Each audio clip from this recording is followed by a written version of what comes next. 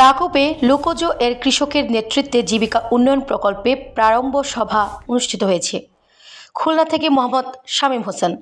উপকূলীয় অঞ্চলে টেকসই কৃষি উন্নয়ন ও জলবায়ু পরিবর্তনের প্রভাব মোকাবেলায় খুলনার দাকোপ উপজেলায় কৃষকের নেতৃত্বে জীবিকা উন্নয়ন প্রকল্প এর কার্যক্রম শুরু হয়েছে।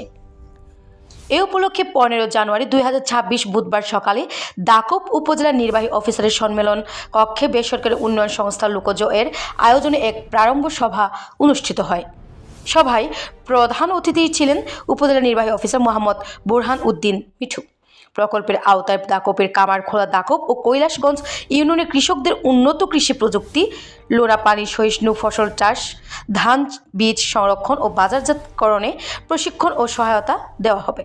সভায় সংশ্লিষ্ট দপ্তরের কর্মকর্তা, জনপ্রতিনিধি ও কৃষক সংগঠনের প্রতিনিধিরা উপস্থিত ছিলেন।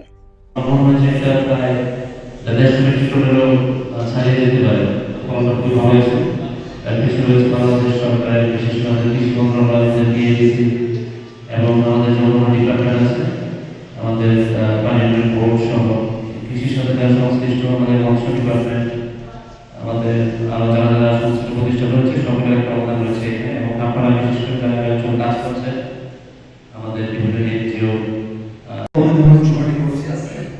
বাইরে বিভিন্ন রয়েছে কৃষি শিক্ষা সহ স্থানীয় আপনাদের এখন কৃষকদেরকে আমরা ভালো কৃষকদেরকে তাদের খামারগুলো দেখাবো, তাদের যে বেস্ট প্র্যাকটিস সেগুলো তাদের সাথে তুলে ধরার চেষ্টা করা। এরপরে যেটা বললাম ধান বীজ উৎপাদন সংরক্ষণ প্রশিক্ষণ হিসাবে এখানে দেওয়া হবে।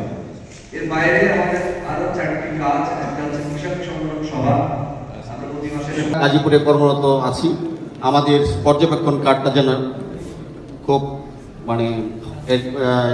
সহজে আমরা পাই, আমাদের এর জন্য যাতে কোনো হয়রানির শিকার না হতে হয় এই অনুরোধ জানাচ্ছি এবং পরিশেষে আবারও ধন্যবাদ জানাচ্ছি এবং আমার কথা এখানে শেষ। ধন্যবাদ। আমি একটু